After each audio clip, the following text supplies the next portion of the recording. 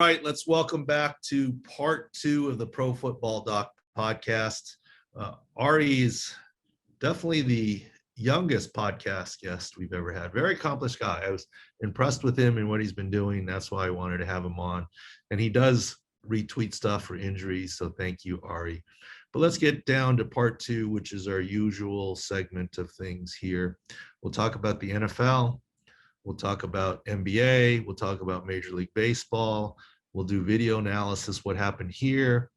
We'll even talk about the Olympics some throughout this thing. But in any case, the first thing, and let's just get it out of the way, is let's chat on the latest related to COVID. And look, I hope you guys all know, I haven't been on the one side or the other of the whole thing. Look, if you haven't left your home in a year, I think I could have talked you out of your home with medicine and science.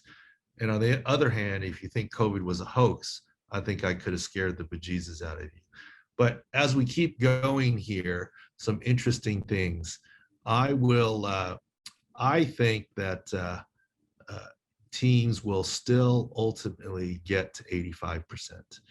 Adam Schefter has said 65% of NFL players have had at least one shot per NFL medical officer.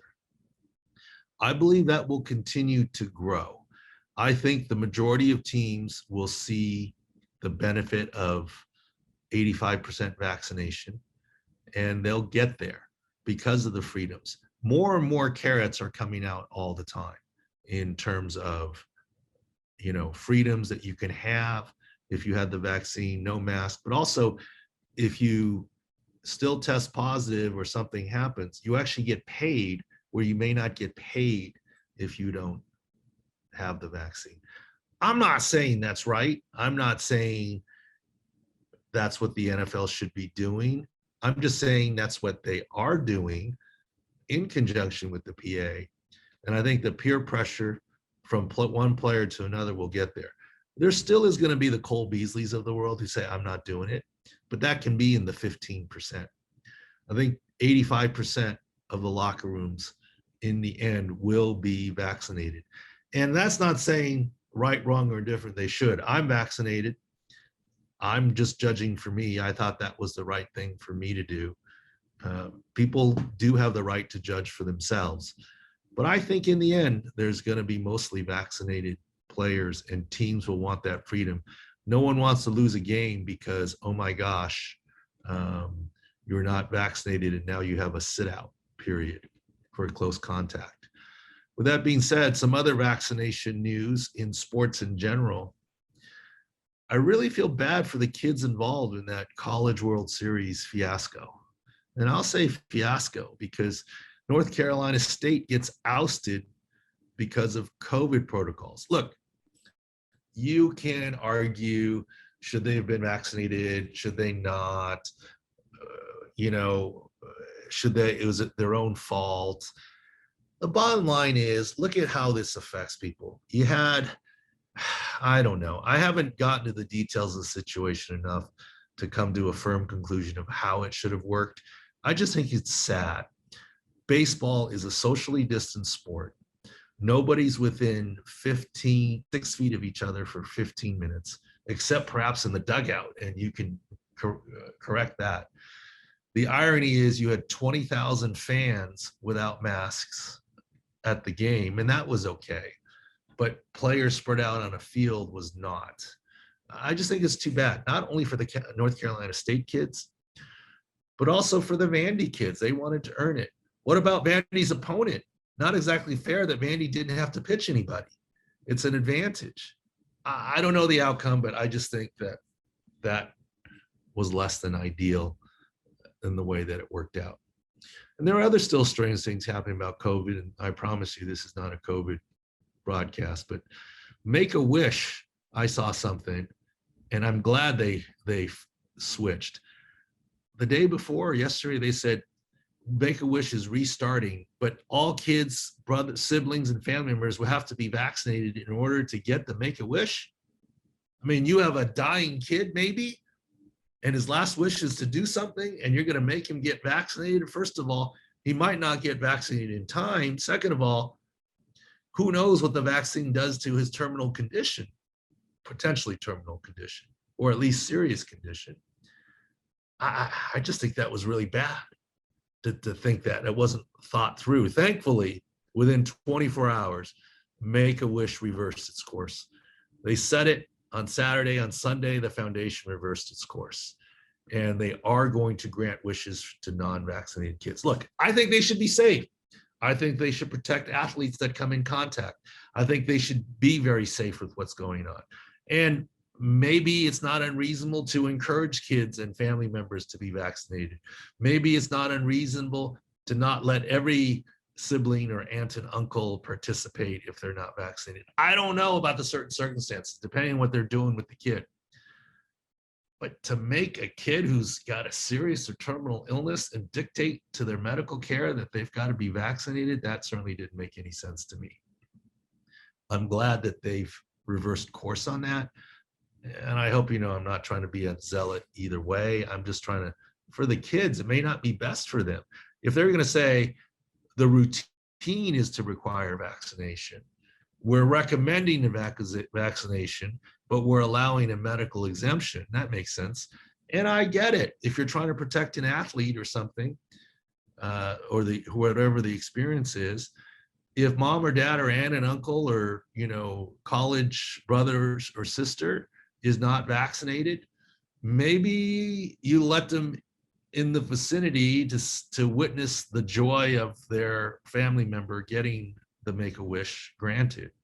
Maybe they don't get the close contact experience. I mean, it's about the kid. Let's just make the kid happy. Anyways, enough of that. Let's move on to a couple of things here. Happier, easier thoughts. One is LT. I never realized that he had the highest fantasy football season ever. I guess I wasn't into fantasy in 2006. I was there. I witnessed all 33 touchdowns, 2,300 scrimmage yards, and I guess 481.1 fantasy points. I always thought my guy Billy Volek was the Mr. Fantasy. I didn't even realize LT had the all-time fantasy record. To be fair, in 2006, I don't think I paid that much attention to fantasy. As you know, I'm thrilled to be in the second fantasy draft of my life, real one, Scott Fishbowl 11. Thank you, Scott Fish. I did Scott Fishbowl 10. But congrats to LT and happy birthday, 42nd birthday recently. Happy birthday. And that actually brings up a good point. I should get LT on the podcast. I'll have to reach out to him and get my friend on here. Next up, the Olympics. The Olympics and the NFL. Marquise Goodwin, wide receiver for the Bears, failed in his bid to qualify for the Olympics in the long jump, I believe. More power to him. He still was at the top of his game in the country. And it's really, really hard. These sports, it's very specific. And to be at the pinnacle like these guys, whether it's to play wide receiver in the NFL or make the Olympics in any event, the long jump, the sprint, anything, it's really hard and different. I mean, you're talking about the 0.001 percenters, not the 1 percenters. So congrats to Marquise Goodwin for coming close, but also shout out to my buddy, Nate Ebner. Unfortunately, an injury is not going to allow him to compete in the Olympics in Tokyo. But my man Nate competed for the USA Rugby Team Sevens in the Rio Olympics 4 years ago, I guess 5 years ago now. And so he remains the modern day Bo Jackson. Nate's a free agent now. He was with the Patriots when he played with USA Rugby. Shout out to Nate Ebner. All right, let's keep moving on to a couple of different topics here and continue to have some fun. Let's move on to some football and that before anything. Now, this is Saquon Barkley coming off his ACL.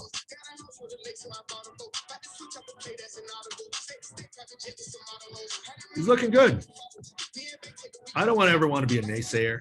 I think people often get pretty critical, think I'm pretty critical, but I think it's my job to be a little bit critical. He looks really good in that video. Is he 100%? No. Is he on track? I think so. But you got to understand, videos are spliced up. Do you think he's going to show anything, or is people going to show something where he doesn't make a hard cut? I mean, he's doing very well. But once again, the game of football, especially at the highest levels, isn't that easy. Those other 11 guys are coming hard, with or without blockers. Saquon's awesome, but I think he's getting there. I think he's doing well. I think he's on track, but we will very soon have the preseason evaluations, preseason preview at profootballdoc.com, where we'll talk about Saquon, we'll talk about Christian McCaffrey, we'll talk about Patrick Mahomes.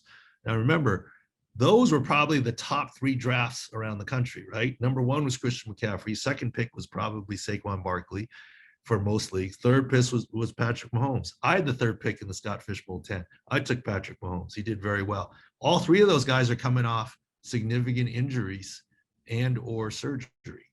Mahomes toe surgery, Barkley, the ACL, and Christian McCaffrey, several issues that kept up basically all last season. We'll include that and all breakdown, and we'll have a new thing for everybody this year where we actually will put a score on their expectations. So if these are fantasy projections, what percent do we think they are physically? And you probably can factor that into the fantasy projections, either high or low, to try and help yourself in terms of what's going on. All right, another video analysis here. Let's we'll go over,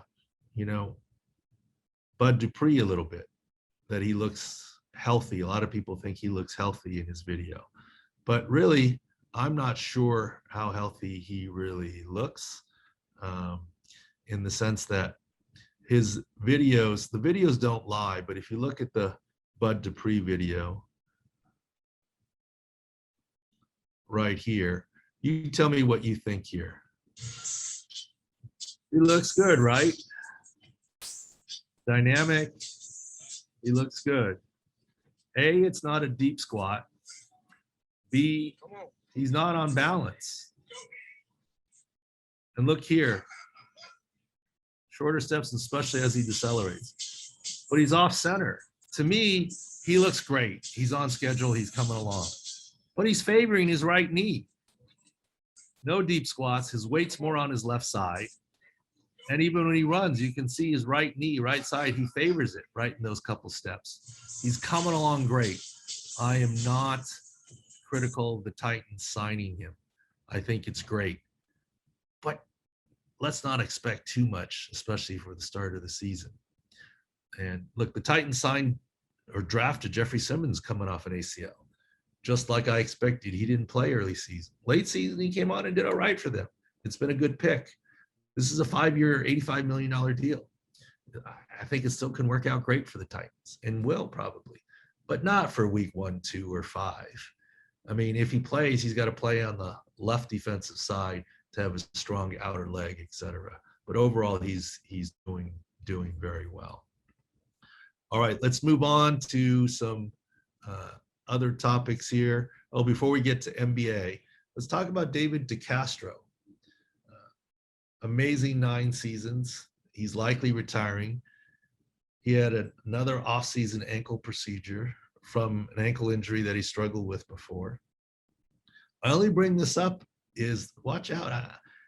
Look, David's done the right things. He calls it a business. The Steelers have been a good team.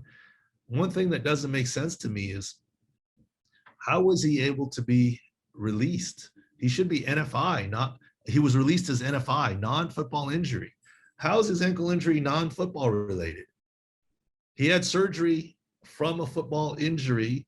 That injury didn't get fully better. He had another surgery, but it's still related to football.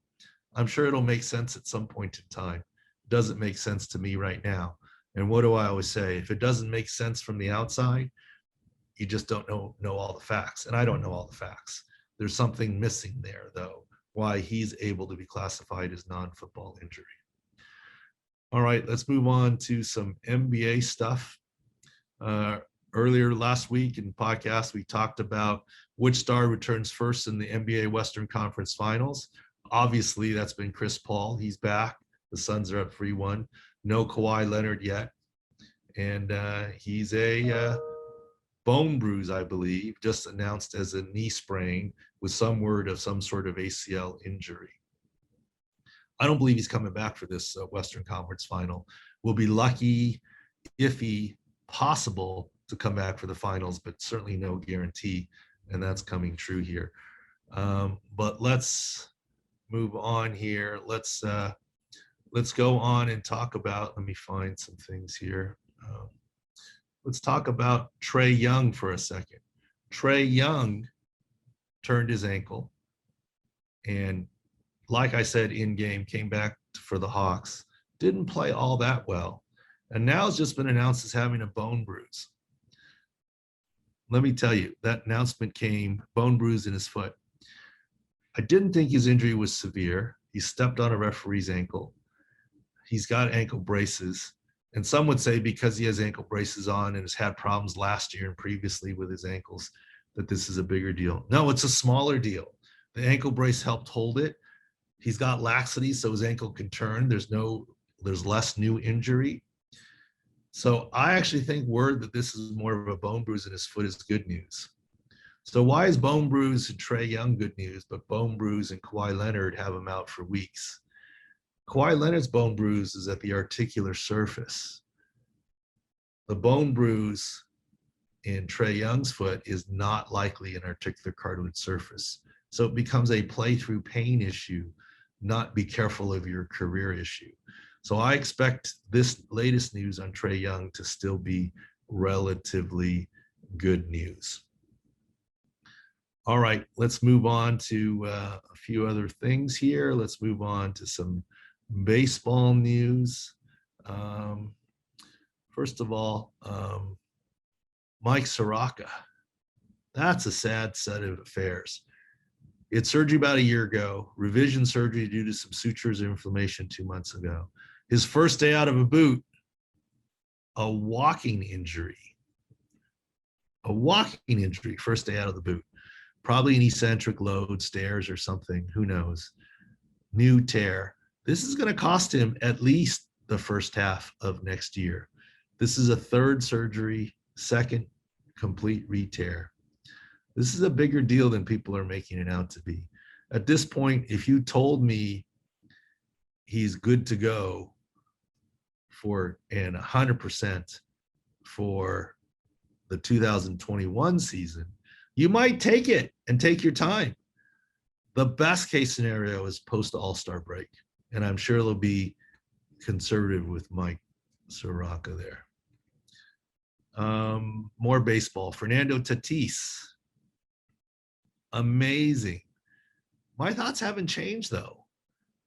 Someone said, any further comments on Tatis? Look, I still think nothing's changed. Still a labral tear. Surgery still inevitable. A matter of when. He's had his fourth episode so far. And I've never been critical of the Padres trying to play him because he can be successful. This is why I thought it made sense that they did. My point is he still has a labral tear. I think it's amazing that he can still play at this super high level, changing his swing mid-season. Boy, he makes the game look easy. Good for him. And I do think I'm glad, and the Padres are probably glad, that he is not going to be in the home run derby. First of all, derbies can change swings, and you don't want to do that. Second of all, he's already changed his swing, and he's still hitting home runs. But I'm actually, as a Padre fan and a Tatis fan, look, my son wears number 23 on his little all-star 8U baseball team that I'm coaching because of Tatis. So I'm very much a Tatis fan, but I think he's making the smart decision for him and his team to stay out of the home run derby because of his shoulder. And last thing you want to do is modify anything on that swing that he's already changed some. Let's see. Let's move on here. Oh, this is the Trae Young video from earlier. I forgot. I'm sorry, guys. This is when he steps on the referee. And this is what turns out to be a bone bruise in his foot, which, like I said, is good news. Here he is. He backs up and he steps on the referee's ankle. Here you go again. Yeah, right there. A little tweak right there. So that was Trae Young. I forgot to talk about Devin Booker. He's unsure his face mask's future. Here's what I say about Devin Booker. The face masks are really good nowadays. He broke his nose. He has returned to play, but he hasn't been shooting as well or playing the usual way he can.